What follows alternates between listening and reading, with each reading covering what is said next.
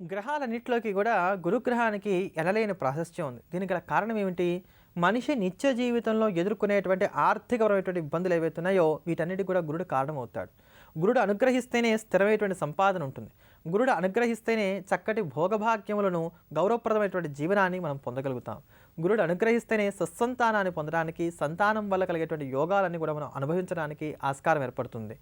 సంతోషానికి, తృప్తికి, ఆనందానికి గురుగ్రహమే మూలమైనటువంటి కారణం అవుతుంది. అందుకనే జ్యోతిష్ శాస్త్రంలో గురుబలానికి అంత ప్రాముఖ్యత ఉంది. అంతేకాక గురుడు జీవకారకుడు. అందుకనే జాతకంలో గురుడు ఎంత బలంగా ఉంటే మనం అంత ఆనందంగా ఉండటానికి, మన ఆకృతి కూడా అంత సౌమ్యంగా ఉండటానికి ఆస్కారం ఏర్పడుతుంది. అటువంటి ఆ గురుబలాన్ని మనం వృద్ధి చేసుకోవడానికి గాను మనకు ఉపకరించేటువంటివి గురువారాలు.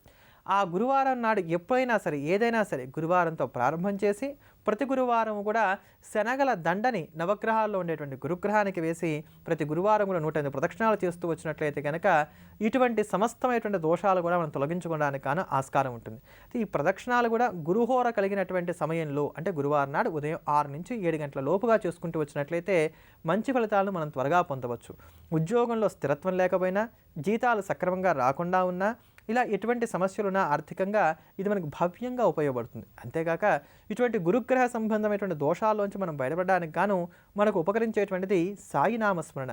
సద్గురువును స్మరించినట్లయితే గనక గురువు త్వరగా మనకు అనుగ్రహించడానికి కానీ ఆస్కారం ఏర్పడుతుంది. కనుక గురుగ్రహ సంబంధమైన దోషాలు తొలగించుకోవడానికి ఆస్కారం ఉంటుంది. కనుక అటువంటి సద్గురువు అయినటువంటి సాయినాథుడి యొక్క మంత్రాన్ని జపించినట్లయితే ఈ గురుగ్రహానికి సంబంధించినటువంటి సమస్తమైన దోషాల్లోంచి బయటపడవచ్చు. కనుక అటువంటి గురుగ్రహ దోషాలు తీసివేసేటువంటి సాయినాథుని నామాన్ని స్మరిద్దాం, తరిద్దాం, గురుబలంతో వర్ధిల్లుదాం.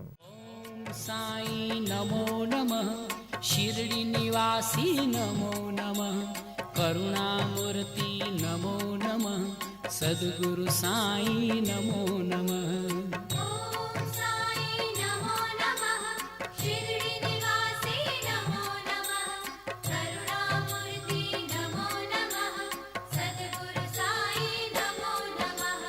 ఓం సాయి నమో నమః, షిరిడి నివాసి నమో నమః, కరుణామూర్తి నమో నమః, సద్గురు సాయి నమో నమః.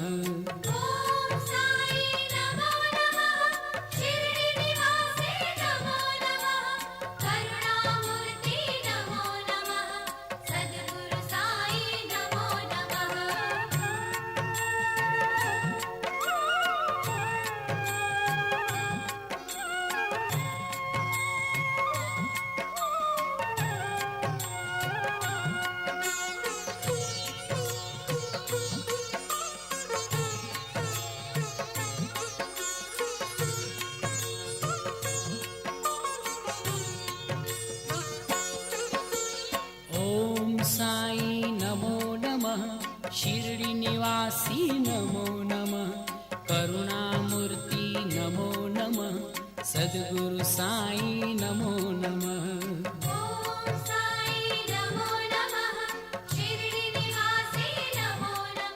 అంబా శాంభవి చంద్రమౌళి రబల అపర్ణ ఉమా పార్వతి కాళీ హైమవతి శివ త్రినేని కాత్యాయని భైరవి సావిత్రి నవయవ్వన శుభకరి సామ్రాజ్య లక్ష్మీప్రద చిద్రూపి పరదేవత భగవతి శ్రీరాజరాజేశ్వరి అంటూ సాగేటువంటి అంబాష్టకం, రాజరాజేశ్వరి అష్టకం ఏదైతే ఉందో ఇది శంకర భగవత్పాదాచార్యుల వారు మనకు అనుగ్రహించినటువంటి అమోఘమైనటువంటి అష్టకం. అమ్మ అని పిలిస్తే చాలట అమ్మవారు వెంటనే పలుకుతారు.